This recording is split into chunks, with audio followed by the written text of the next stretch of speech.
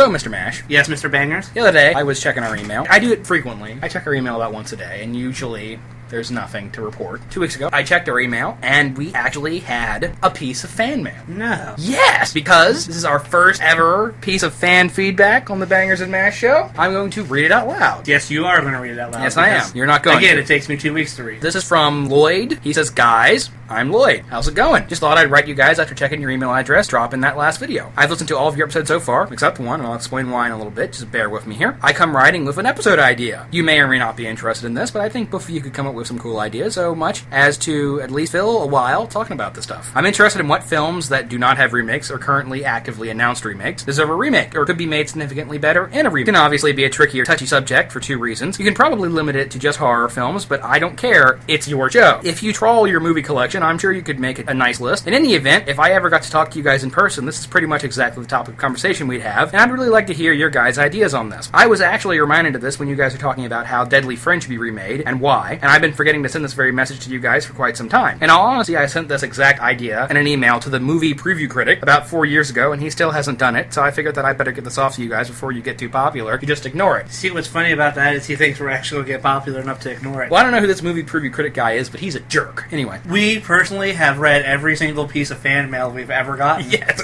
all 2 of them. Whether or not you make this episode or not, or even consider it, please stop replacing the awesome 80s synth theme at the beginning with this other rubbish you have a habit of sticking in there instead. The synth is not only awesome, it gets me excited and in all rant mood, both listening and talking, and it makes it hard to jump into the mood of wanting to hear what you guys have to say in its absence. I distinctly remember that the only episode I didn't fully listen to was one where you guys replaced the opening music. I know this sounds silly, but a cool touch like that has quite a profound effect. I'm sure you guys are in touch with the nature of subtle touches, like how I want to grab Zach's face and kiss it so hard. Stay in touch." First off, I'm very flattered, Lloyd. Thank you. It's your voice, man. I obviously have a very sexy voice. First of all, We really appreciate your feedback. we really appreciate the feedback. Actually, we'll be doing an episode about remakes, just for you, Lloyd, so you're welcome, and thank you. Even though that this episode is not going to have the cool little synth that we all know and love, Yeah, the traditional Bangers and Mash theme song. please bear with it, because it's still going to have some good stuff. Today, we are talking about a topic that is going to alienate most of our small listening base, probably. The question I have to ask you, Mr. Mash, is, can there be animes? There can be. 残酷な天使のように少年よ神話にな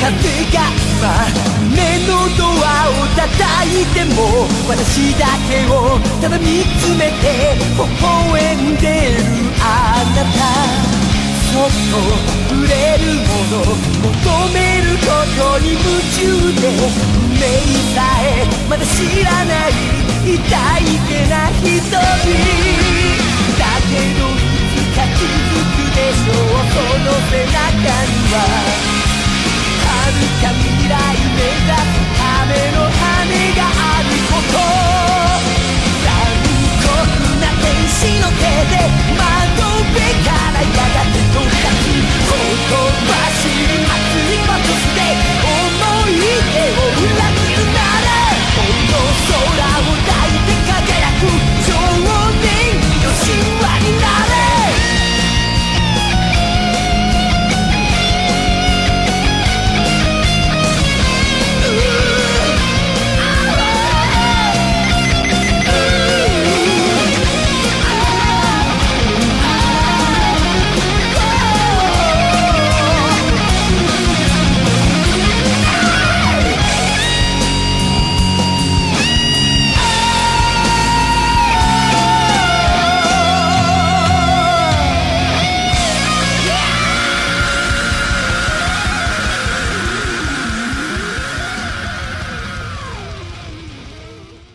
was your first exposure to Japanese cartoons? Probably Dragon Ball Z. I actually have an interesting story about my first exposure to anime. Does it involve porn? Because if it does, we don't need to hear it. Not technically porn, no. My sister was dating a guy at the time. I have a sister who's older than me. He was a nerd, and he brought over video cassettes of this thing called Ranma 1/2. And I didn't know what this is. I'd never heard of it. He popped it in. He said it was this crazy Japanese cartoon show about people who fall in cold water and switch genders or turn into animals or something. There was nudity in the show. It's not a lot of nudity, but comical nudity, but it's in there. And I remember thinking as a kid, cartoon with boobies? This is the greatest thing ever.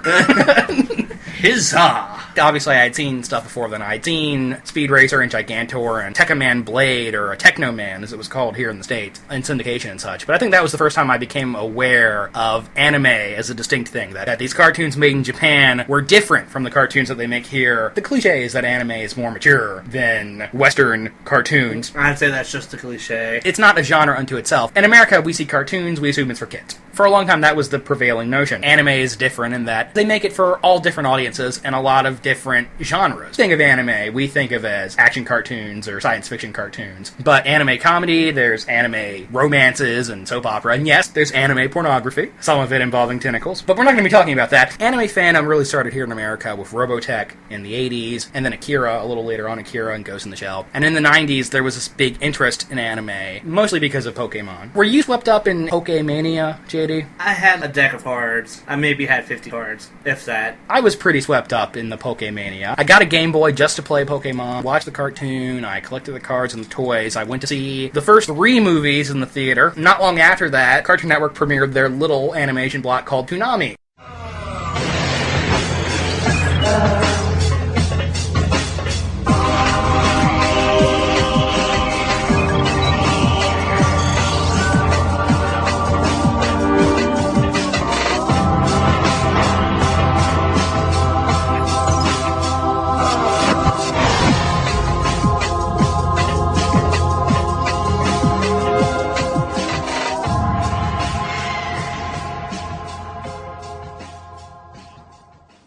Now, do you remember the original Toonami? It was Voltron. Yeah. Wasn't a Hercules on there at one point? Voltron, it was Thundercats, and it was the 60s Hanna-Barbera superhero cartoon. The Space Ghost and Birdman and the Herculoids, things like that. And I had never seen Voltron. Watching it, it was like, oh, this is like Power Rangers. Not realizing that there's an entire industry in Japan of cartoons and TV shows about giant robots that form into even bigger robots and fight monsters, and are piloted by heroes in synchronized suits. But Power Rangers is still cooler. Well, that's a matter of opinion. Yeah, I prefer Power Rangers to Voltron. Dinosaurs are cooler than lions. Right. Dinosaur could eat a lion like this. That was always something that confused me about Voltron, and that they were all lions. Couldn't they at least be different types of big cats? Couldn't one be a tiger and one be a lion, a jaguar and a leopard? But Voltron was cool. I enjoyed it. Eventually, Sailor Moon and Dragon Ball premiered on Toonami. Now, I'd actually seen both of these shows before in syndication. Premiered on Toonami, I really started watching it. I was a big fan. I was, probably like 10 years old. I was just beginning 7th grade. Oh gosh, really gonna date me. When Cartoon Network first premiered the Frieza saga. You mean after the first 2 years when they showed those first 50 episodes over and over and over again? Yeah. And then they finally dubbed the rest of the first season. The anticipation was crazy. That was something that was always frustrating about Dragon Ball. You watch these 50 episodes. You watch Goku fight Raditz and get killed, train in heaven, and Piccolo's training Gohan and all this crazy shit. Vegeta, etc. Oh man, Goku's on Namek. Oh man, he's gonna fight the Ginyu Squad. Oh man, what's gonna happen next? And then it started over. And then you would watch through the entire 50 episode run again, thinking like, oh man, are they gonna continue the story this time? We're gonna see Goku fight the Ginyu Force? Nope, it starts over again. And this went on for 2 fucking years! Because they didn't expect it to be the pop culture phenomenon that it... A company dubbed the first 50 or so episodes of Dragon Ball and sold it to Saban, who then syndicated it. It didn't really take off until it was bought by Cartoon Network and they started showing it. They didn't expect it to be this big hit. And suddenly they had a fan base and a demand that they had to go and start dubbing the rest of the series, which took longer than expected. I watched Dragon Ball for a while. Eventually, after a couple years, I got tired of it. I'm pretty sure I stopped watching Dragon Ball Z. Dragon Ball Z, I should clarify. After the Cell Saga. It was in the filler arc between the Cell Saga and whatever came next. That's when I stopped watching Dragon Ball Z. It's a lot longer than you did. I even own 90% of the series. Obviously, you're still a big fan of Dragon Ball. Now, is it nostalgic, or do you legitimately think it's a good show? I think it's more nostalgia, honestly. There are times where I'm watching, oh my god, this is boring, just punch something. That was the main problem with Dragon Ball. It would take 6 episodes for Goku to charge up a spirit bomb, or most infamously, the first time I really noticed it, even as a young kid, was at the end of the Frieza saga. Frieza says, in 5 minutes the planet will detonate, and then it took 20 episodes. I look at it. They have to slow down the actual fight for us to see it, because it's just so fast. That almost makes sense. They were making the TV show as the guy was making the manga. There would be this wait between chapters of the manga, and they would have to fill the show with all this bullshit. I like the fighting animes because I'm a nerd for the superpowers. Pretty sure that's been evident on this show before. And Goku is basically a superhero. Plenty of people want to see him fight Superman. Superman would win. The whole world is watched over by a wrinkly green Martian with antennas that lives He's a Namekian. He lives in a tower that floats above the earth. But the thing with Dragon Ball that I think it's probably most famous for, the guys in the show are so good at Kung Fu. They can shoot energy blasts out of their hands. They're so good at Kung Fu that they can fly. There was obviously an original series called Dragon Ball, which was more of an adventure series than an action series. These characters travel around the world collecting these 7 mystical balls that each have a certain number of stars on them. All the balls are put together, a dragon is summoned who grants your wish. You know what bothers me the most about that? The repeated use of the word balls. Well, no. There's only 7. That's an odd number. That bothers me. Like, it should be 6 or 8. When Dragon Ball Z came out and Goku grew up and had a wife and a kid, it became more about the crazy fighting. All these aliens were introduced. It became a shonen fighting anime. Now, for people who don't know what that means, shonen is Japanese for boy. In this case, it refers to comics for boys. There's a formula to the shonen fighting anime. A villain is introduced, and the villain's a bad guy. The worst, most powerful guy in the world, and the hero has to struggle to fight him, and usually he has to learn some sort of new fighting technique to beat this guy. And then after the guy's beaten, he becomes part of the heroes. Usually he's prickly at first, like a Wolverine-esque character, where he's a jerk but still on the side of good. Rinse and repeat for 30 years. This isn't just Dragon Ball. Naruto and Bleach are recent examples of the shonen fighting anime. And Yu Yu Hakusho does it as well. And this happens in Dragon Ball how many times? Well, it starts with Piccolo, or Yamcha, and then Tien and Chaozu. You're such a fucking nerd. And then it goes to Piccolo. Piccolo starts out an evil demon, and Goku kills him by headbutting through his chest, right? Yes and no. And then as he's dying, he vomits up an egg, and that becomes the Piccolo in Dragon Ball Z. And at the start of Dragon Ball Z, Piccolo and Goku are adversaries. They're rivals. They fight in Dragon Ball. At the start of Dragon Ball Z, there's this new threat comes in, this whole concept of the Saiyans. This proud alien warrior race that turn into giant monkeys that can shoot laser beams under the full moon. Right. It sounds silly when you say it that way. No, it's just silly. They're were-apes. Nobody cares. Vegeta is the worst villain ever. He destroys planets. He massacres hundreds of people. Z fighters all but perish when they fight Nappa, and Goku comes down and punches him like 3 times. And then to show how powerful Vegeta is, they have Vegeta throw Nappa up in the sky and kill him with one blast. I'd forgotten about that, yeah. He's irredeemably evil. And then he gets his ass kicked by the hero, and slowly, over the course of the next season, he becomes a good guy. Android 18 makes the jump. Majin Buu is reborn as Oob, who's good. The point is, that's what Dragon Ball's all about. Let's talk about some of the bad things about the show. Goku is your very typical shonen fighting anime hero, and this is one of the reasons why I can't get into the show, is Goku is really not that interesting. What is his defining characteristics as a character? He's really super good, he fights really well, and he loves to eat. His wife is really cartoonishly bitchy, where she's just incredibly obnoxious and hitting people with pans. It's absolutely terrible. Another defining characteristic of Goku is that he's terrified of his wife. The worst sitcom mom ever. Besides Dragon Ball Z, what were some of the other big anime to emerge in the post-Pokemon craze for all things Japanese? Digimon.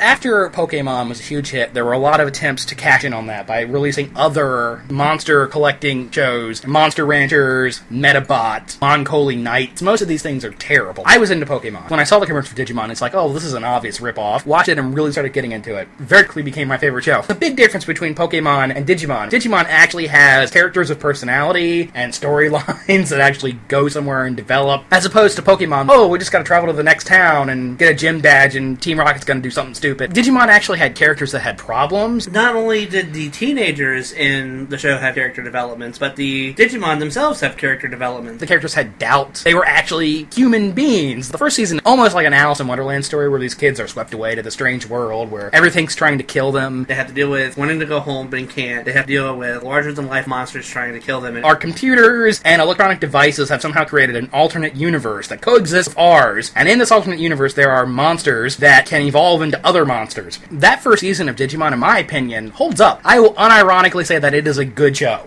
Alright, now, I will say this. Some of the show is really gimmicky. It's a show designed to sell toys. We can't get around that. Every Digimon has 3 or 4 different evolutions. Each one's more powerful than the other. Do you remember the huge nerd boner you got? First time Agumon warped Digivolve to War Greymon? That whole story arc is really, really great. Villain Vamdemon, or a Myotismon in the English version, goes to Japan and brings his army with him. That's the difference between Pokemon and Digimon. In Pokemon, they would have just stayed in the digital world forever, and the stakes never would have gotten higher. But in Digimon, suddenly the monsters are invading Tokyo. People are actually in peril, and I remember that story arc being really, really strong. And honestly, I remember the story arc after that where they have to go back to the digital world and fight the Dark Masters, being perfunctionary. Matt and TK's parents are divorced, and that's an issue of conflict. The show is not just a dumb kid show. I don't want to oversell it. It's a little more complex than just a kid. There is a level of sophistication here. The people writing it wrote it for kids to watch, for parents to be able to sit down and watch it. I really do feel like this was for the 10 to 12 crowd. You had love relationships. Now that's something that makes me mad about season 2. In the first season, Tai and Sora are a couple, right? He rescues her a couple times, they have this rapport, they have this chemistry, and then in season 2, suddenly Sora's in love with Matt. What is this shit? Baking him cookies and you then... do realize that there's 1 or 2 years between the first season and the second season. The first season is set in 1999 and the second season is set in 2002. I know this because I have no friends. Yeah, because you watched the Digimon movie like I did. The movie, I saw that in the theaters. Yes, I did too. Can we go into something else? Favorite Digimon? War Greymon is awesome, but I don't want to be one of those shirts that just says Agumon. Although I can't remember his name. But the one that turns into the Zudomon. Gomamon. Oh. Gomamon, yes, that one. I really like him. Good, and I liked Joe, who was the neurotic, nerdy one. Season 2 has its defenders, but I really don't like it anywhere near as much. The characters that we loved from the first season are pushed to the side to introduce a new group of Digidestined. As somebody who got attached to the characters from the first season, I thought that was obnoxious. The second half of the season gets a lot better. Kin actually became a really good character once he stopped being evil. Season 3 has a lot of fans. More mature series? Yeah, I've heard so it'd that. Be something it's a little like grittier, us. Yeah.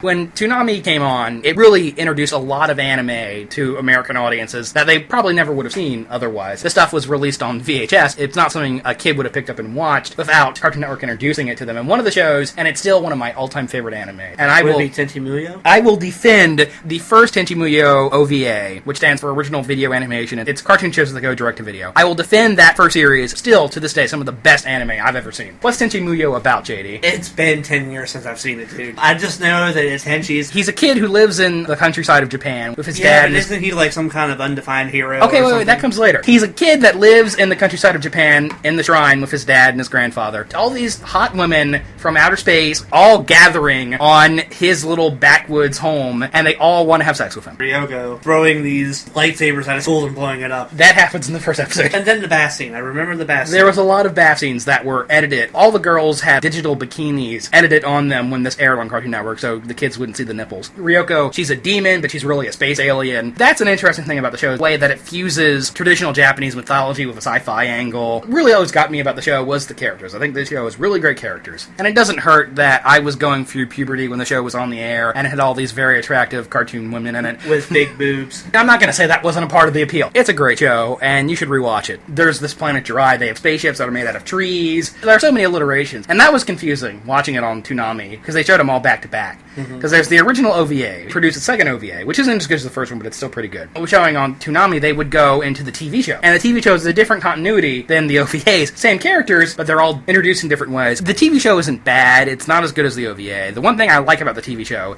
is that it simplifies the mythology a little bit. And once you get into the third OVA, which came out 10 years after the original, the mythology really starts to eat away at the show because it just gets convoluted. That third OVA isn't really good. But the TV show simplifies the mythology, which I like. But it also simplifies the characters. Ryoko Kyoko and Ayeka are fighting over Tenchi a lot more, and everybody's a little less complicated. At the time, the TV show did have it over the OVAs and the fact that it actually had an ending, which helped. The second TV series, Tenchi in Tokyo, is terrible. The animation's bad, and it goes even further than the first TV show, and that the characters are even more simplified. And Mihoshi, who's a competent police officer that was just a little ditzy originally, is now functionally retarded. But basically, watch those first 7 episodes. They're good. Toonami printed a lot of show. They introduced Gundam to the Western world, and Gundam is a huge franchise in Japan. And I think you and I pretty much decided that G Gundam is the only good series? It's the only good series. Well, see, the thing with Gundam is that it's very serious. There's a lot of political intrigue in these storylines, and it's always about It's usually pretty boring. It's always about the wars between the Earth and the people living on the space colonies. If you're just watching it for the giant robots, you're going to have to fast forward through a lot of bullshit. Some of the Gundam shows are better than others, like Gundam 0080 isn't bad. Stardust Memories is pretty decent. The original Gundam series from the 70s is rough. Gundam Wing, I tried to rewatch it a few years ago. The robot stuff is awesome. The robots look cool, the robot fighting is a lot of fun, but all that self-serious political bullshit is just G Gundam is probably the most watchable because it dismisses all that stuff completely. Robot kung fu, robots with superpowers. The premise of G Gundam is each country has its own Gundam and they fight for control of the world, basically.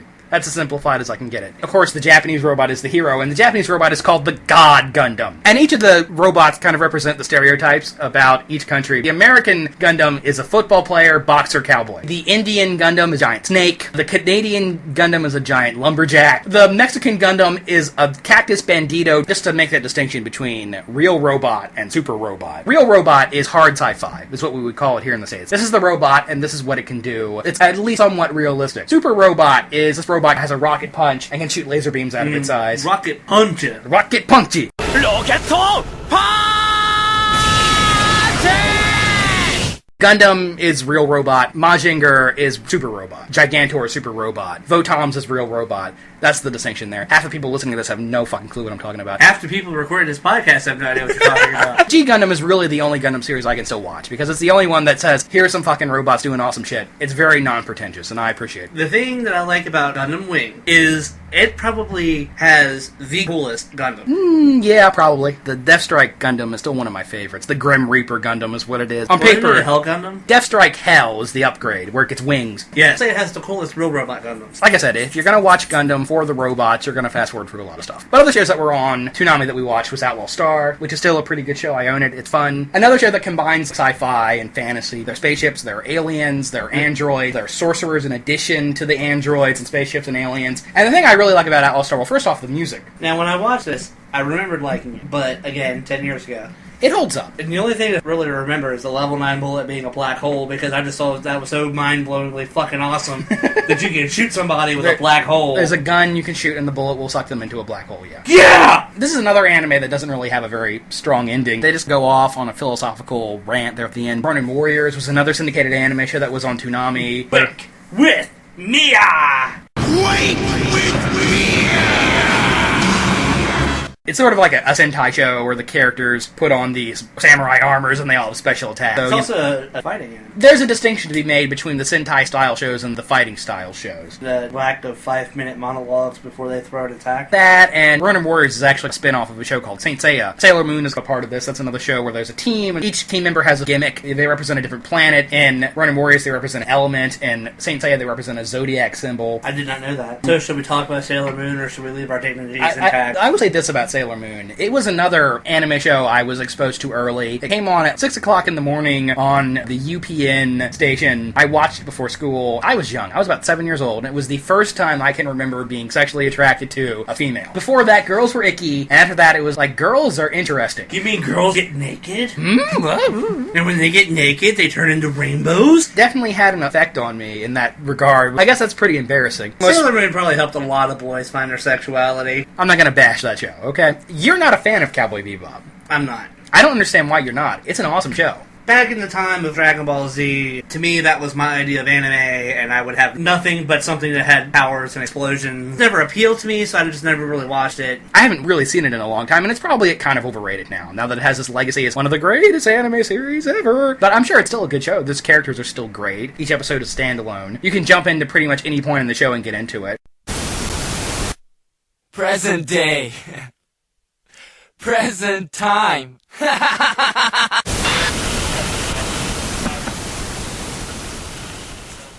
After Toonami, that was the show that introduced me to anime, and I started to get into it and dig a little deeper, and started watching things on DVD and on the internet. And one of the first shows I really got into was Neon Genesis Evangelion. You got me into this one. Yes, I did. I remember loaning you the DVDs in high school. It'd be like every week you would bring me a new DVD. When I first started watching the show, I got really into it. My fandom has cooled a little bit. I say my fandom has cooled, I guess 2 years ago. The second movie came out here, the second Rebuild movie, and it just blew my mind. I remembered how much I friggin' loved the show and these characters in this world. And you want to talk about an anime that can get very dark. For lack of a better word, it's a mindfuck series. It does what it can to fuck with your mind. Eva starts out as a very typical giant robot show. Post-apocalyptic. Now there are these giant monsters attacking Japan. They call them angels. And in order to fight these giant monsters, humanity has built these giant robots called Evangelions. To anybody who saw Pacific Rim this past summer, that might sound kind of familiar. That's really just the start. And the show, as it goes on, actually becomes a deconstruction. Not just 13-year-old kids are piloting these robots. You put 13-year-old kids in life or death situations, destroys their mind. By the end of the series, all of the main characters are completely disturbed. Shinji has no self-confidence in himself. And he goes through some very deep, depressive stages, like a teenager. It's actually my least favorite character in the show. Yeah, he's everybody's least favorite character. He needs to go out and pilot the robot and save the world, but can't because he has no faith. But to me, the most interesting character in the show... essentially the secret agent that's been designated with taking care of Shinji. She's an alcoholic, she has a penguin for a pet. She's a little slutty. I find her character really interesting. And you find out that she's an alcoholic and she's a little slutty because she has all this trauma in her life where her father was distant, but then he saved her life in the third impact. Now she deals with this guilt. And that's the kind of show Eva is. All the characters have these very deep inner lives. Yeah. The first child, Rei Ayanami, the blue-haired, pale, red-eyed, mysterious moe girl that all the otakus want to marry, her whole thing is she's been human. Maybe the most fucked up character in the show is the third pilot you meet, Asuka, the fiery German. I like Asuka. Oh yeah, she's a great character. She's definitely the most psychologically damaged. She puts on this front of being this very cocky, egotistical person. She's the best pilot and all this, but that's really just a mask to hide the fact that she is this incredibly disturbed person whose mother tried to kill her. And as Eva goes on, it gets more dark and more disturbing. It's a hard show to follow. And then it gets weird. It gets pretty weird at the end, especially in the movies. Oh, wow. The show is very much an apocalyptic show. The world's always on the edge of ending. Tokyo is flooded by blood. You see crosses everywhere. A lot of casual Christian symbolism, yeah. Anytime there's an explosion in Eva, it's a cross shape. Do you remember the ending to the television series? No. The whole episode is inside of Shinji's mind, and it's still animation. The real reason it's that way is because the company, Gainax, ran out of money. They made these movies that were designed to be the real ending. You thought the TV show was weird and went to some very strange places. The films, especially the second one, ended Evangelion. It's a movie that started with Shinji masturbating over Asuka's unconscious body. As it goes on, it gets really dark, really psychological, very strange, very Freudian. Yeah, Freudian, that's the word. But it's great. Very involving show. I could go on for hours about it. There's a lot of stuff about Christian symbology. And maybe one day we'll do an Eva episode. Naked girls floating around the world and kissing people and turning them into Tang. And in addition to that, in the past couple years, they've done a new series of movies that are remaking the original series. It's called Rebuild of Evangelion. In a lot of ways, I don't want to say it's superior to the TV show. Everybody is less annoying. Shinji actually has a backbone. Asuka isn't as bitchy and Rei is allowed to feel. It's almost as if Eva was a deconstruction of your traditional giant robot show. And Rebuild is a reconstruction of Eva. It's like making it less dark and a little more optimistic. There's still plenty of blood and cross-shaped explosions. Didn't we do a faux drinking game? Every time there was our cross symbol. A cross-shaped explosion, you took a shot, and if you did that, you would get intoxicated very, very quickly. And that's something else about Evangelion, is the monsters are really weird. There's a monster that's a giant floating triangle. Killer geometry. The giant blue triangle of doom. One that, it's like a giant floating spear, but that's not the actual creature. The actual creature is a shadow, and the ball is the shadow of the thing, and it has another dimension inside of it. It takes the giant monster premise to some really far out places. Still interesting. When I was first making you watch this, and giving you the disc, and forcing you to watch, what was your reaction to that? The first disc, I was like, this is weird, I'll keep watching The girls are really hot and the robots are cool. Probably by the end of the second or third disc that you gave, this is interesting. And then,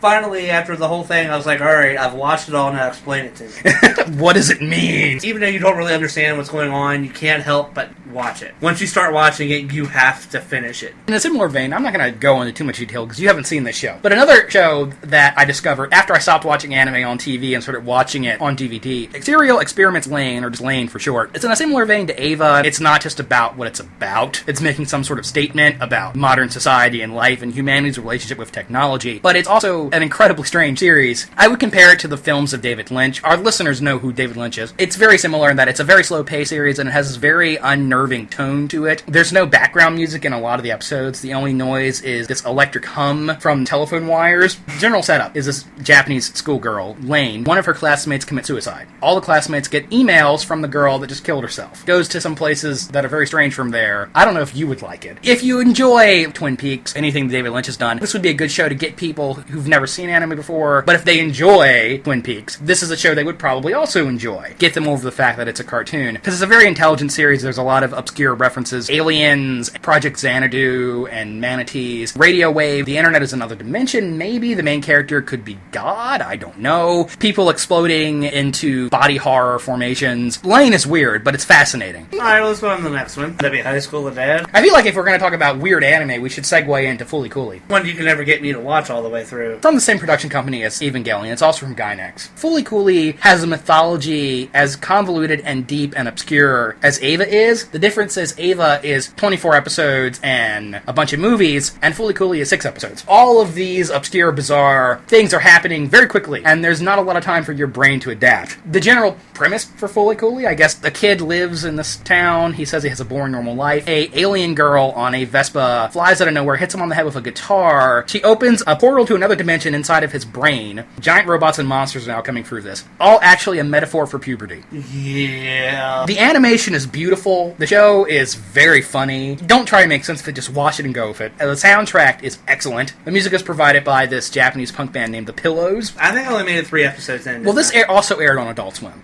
Didn't Evangelion air on Adult Swim for a while?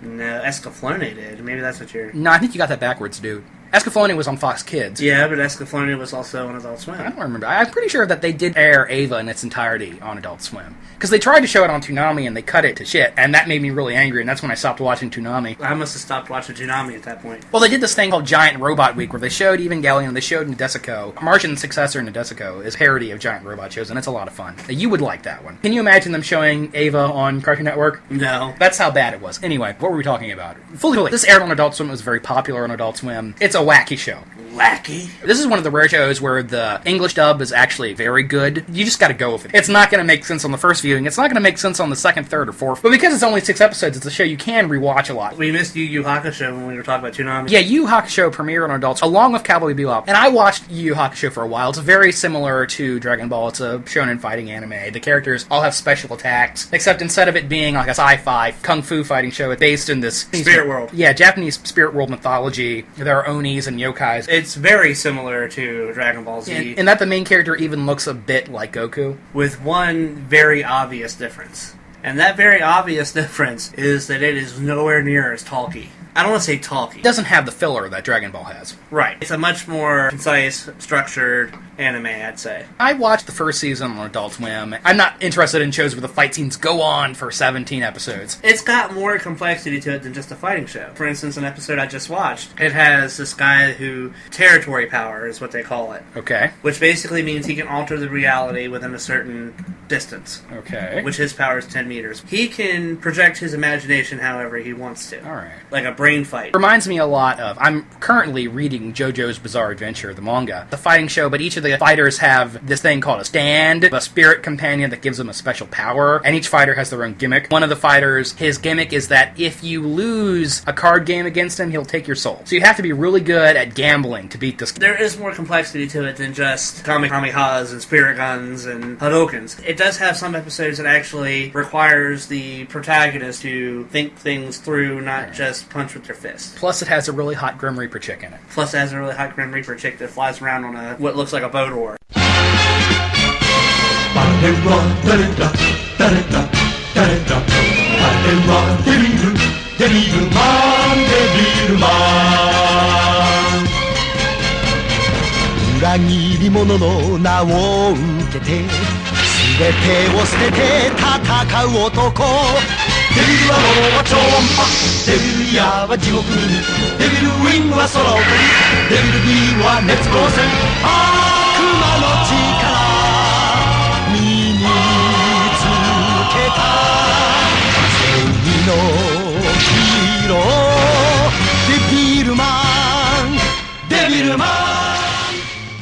mentioned JoJo there, and that's a show that is very much in the 80s, early 90s style of anime. Very violent. All the characters are wearing very crazy fashion. This is what people think anime is. Violent, nudity-filled. I'm talking about shows like Devilman. Devilman and Cutie Honey. What's Devilman about? A guy gets possessed by a demon, and he has to fight all the other demons that are trying to invade Earth. And how does he do it? He doesn't have Kamehameha or a giant robot. He just tears them apart with his bare hands. And in Cutie Honey, she's prototype for Sailor Moon. This was a show that was out in the 70s. But the difference is, she switches costumes a lot. She's naked frequently. So her power is nudity? Her power isn't nudity. Nudity is a side effect of her power. I'm intrigued. Go ahead. Oh, you would like Cutie Honey, especially the 90s OVA version, which is way dirtier than the previous ones. So I'm talking about anime that is just stupid, violent, sleazy. Let's talk about High School of the Dead. I like High School of the Dead. It's one of the most brain-dead things I've ever seen in my life. I liked it, but I also like Vampire Rosario? Yeah, Vampire... Which is also another show about panties. Like, Japan has this weird obsession with schoolgirl panties.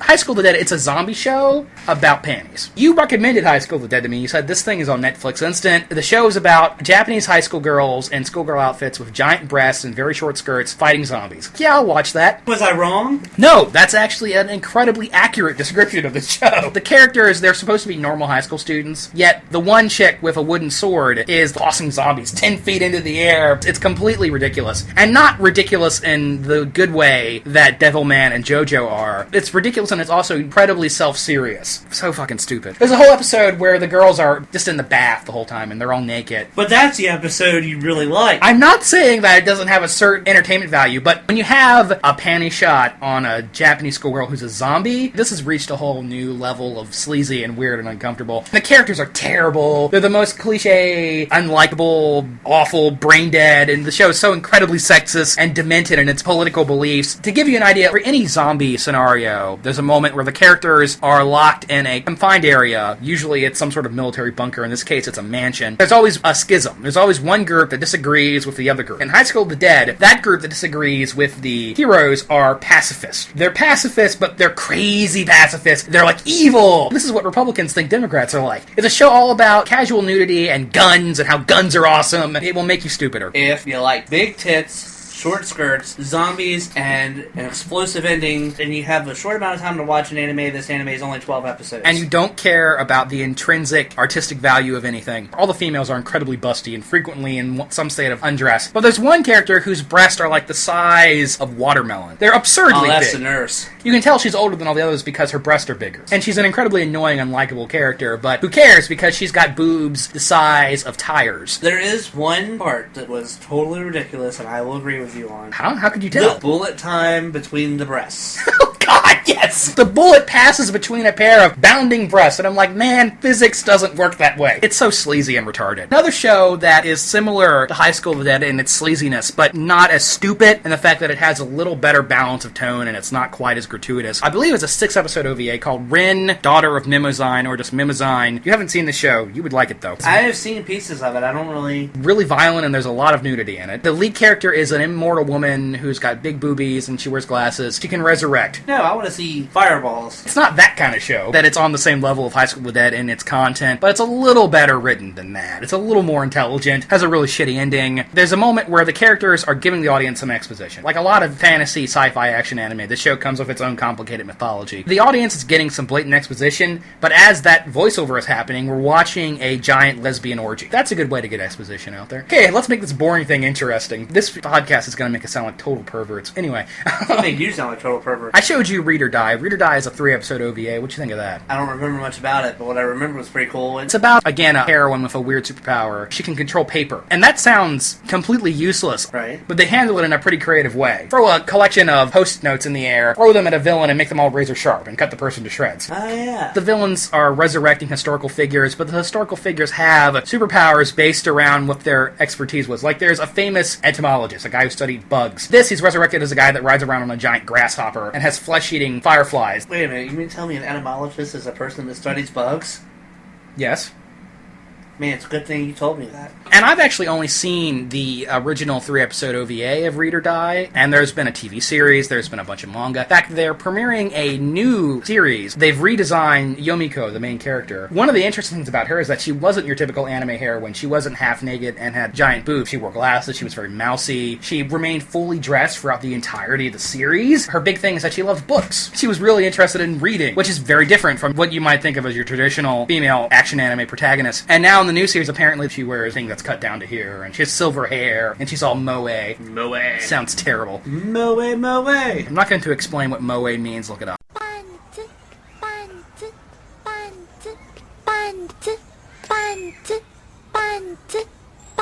この先30メートル直進です。1、2、1、2、1、2、1、2、1、2、1、2、1、2、1、2、1、2。 My anime fandom is kind of weird. I don't consider myself an otaku. I certainly don't consider myself a weeaboo or a Japanophile. I'm not one of these people who lives and breathes anime 24 hours a day. I have other interests. My anime fandom kind of comes and goes. Like a year or two, I won't watch any anime, and then I'll get back into something. Would you say you're an anime enthusiast? I don't know how much of an enthusiast I am. The shows I really like a lot. I've seen a lot of anime, and I don't remember very much about it. I'll go for a period where I'll watch a lot of series in a short amount of time, and then after that's done, I won't remember anything about it. Like, if you had to guesstimate, how many anime series in their entirety have you seen, JD? In their entirety? One. I've seen Dragonball Z in all of its entirety. In fact, I own almost all of it. Jesus. Maybe 20-some series? You've seen all of Slayers, right? First season, anyway. I've probably seen 90% of all Slayers. You want to talk a little bit about Slayers? That's a show you're a big fan of. I don't know if I'm a big fan. It's like a Dragon Ball Z for girls. It's comparable. The lead characters are female. And another example where the female characters aren't all booby and fan servicey. But the reason they do that, it's an ongoing joke. The female lead is flat-chested. Lena Inverse. Why do I know that? It's a pretty cool show. If you are like me and you like the fighting animes... Instead of it being a chi powers, it's magic. Right. They're all sorcery. It's sorcery. It's a fantasy series. Some of the spells seem like they go on forever. Her ultimate attack is a 5-minute long Sailor Moon sequence where she's saying a spell, but then when she fires that thing off, you're like, oh my god!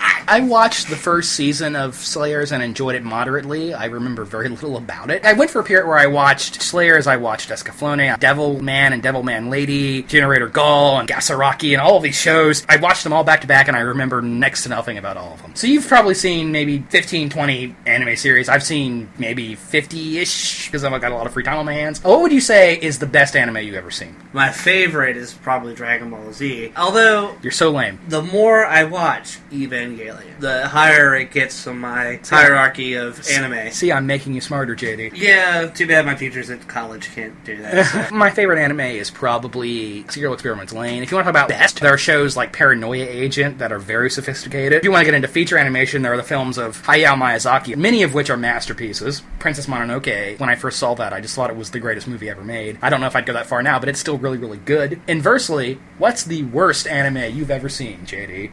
Worst anime I've ever seen. And it doesn't have to be in its entirety. You saw 1 or 2 episodes of this thing and you're like, this is shit. You know what? There is one that I've tried to watch several times. It's cool, but I can't really get into it. It's too drab. Kaze no Stigma. Kaze no Stigma. I've not heard of this. What the hell is it about? These different clans of elemental sorcerers. Fire magic and wind magic and... Sounds exactly like Avatar. It predates Avatar. Okay. That doesn't sound bad. That just sounds like you couldn't get into it. It's a lot of dialogue to the point that it doesn't progress the story. Oh, that sounds unpleasant. The worst anime I think I've ever seen. Do you remember a show called Pilot Candidate that was on Adult Swim? I think they actually did show it in its entirety. Speaking of stupid animes on Adult Swim, okay. Naruto. I'm not the audience for it. Naruto is for little girls. Do you remember Pilot Candidate where it was a bunch of preteen boys and they all wore itty-bitty little short shorts and they piloted these giant CGI robots that looked like pretty women? No, I don't You don't remember this? Oh, it was bad. One of the worst anime I've ever seen. The worst anime I've ever watched in its entirety is probably Chobits. Or Chobits? I think it's Chobits. It kind of represents everything that's fucked up with otaku sexuality. It's in the future, the horny, lonely virgin finds a sex robot, but if he has sex with her, she'll lose her powers. She'll lose her special magical soul if he sticks it in her. It's all about this sexual attraction and obsession with this, but you can't violate her moe purity. Brainless. Really hated that show. They produce 300 animes a year. Hard for a lot of those to be good. A lot of the anime being produced now is for that moe crowd that really want the cute little prepubescent prepubescent girls having wacky adventures. I like anime like Ninja Scrolls, where it's all about manly men killing people. And rape. Well, yeah, Ninja Scrolls is. A guy with a really long tongue that can wrap his whole tongue around. When I was talking about shows like Devilman, Ninja Scrolls is another example of that anime that's manly and extreme. Violence and all sorts of perverse sexuality, and it's awesome. And insects coming out of backs. And in Ninja Scrolls, there is a female ninja with a snake vagina, right? That happens. I don't know if she has a snake vagina. I don't know if she has a snake vagina. But there's a girl whose skin is poison. Is that what you're talking about? No, it's like a naked woman that has snake tattoos on her, and the tattoos can come to life. Yeah, that exists.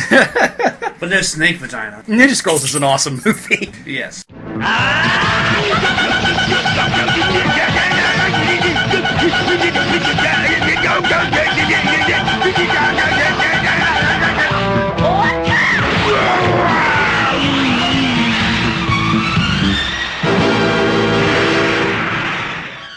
お前はもう死んでいる。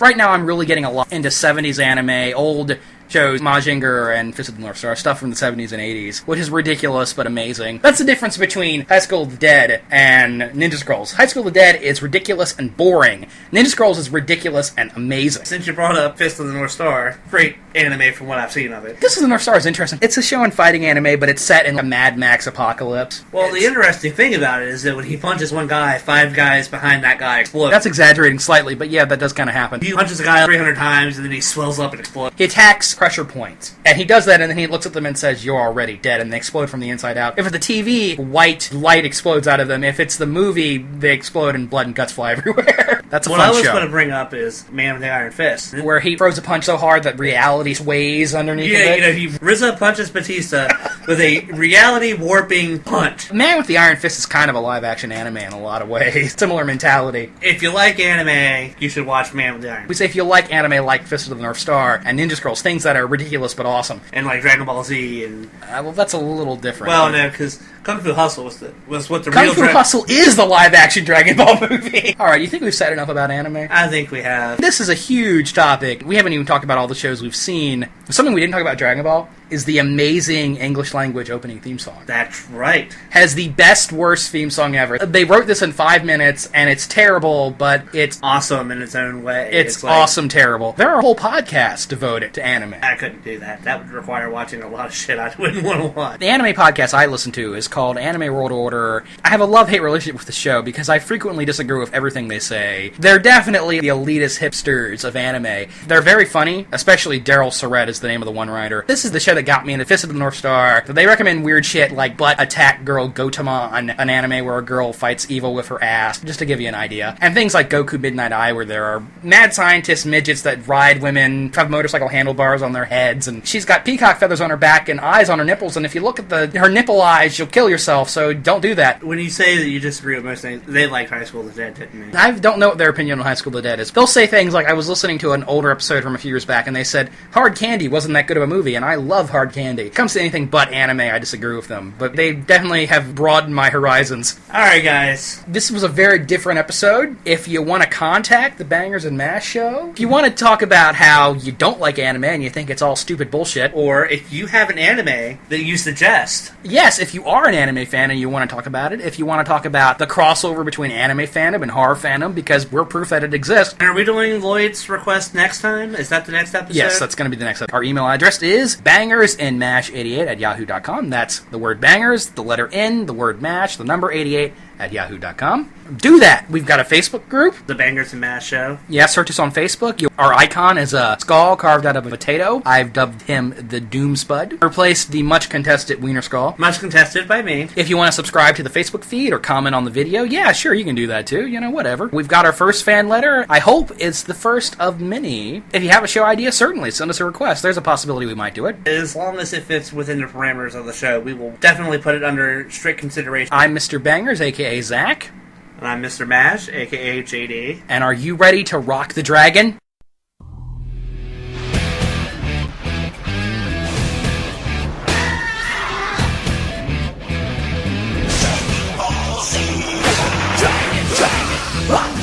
Dragon Ball Z. Dragon, rock the dragon, come, get ready.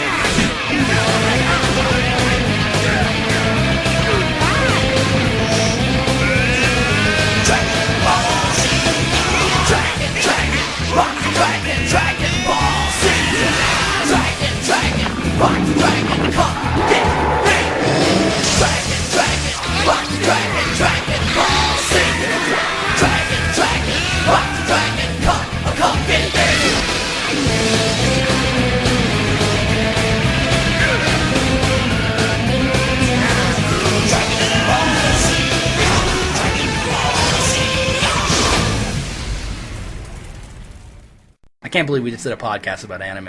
It was your idea.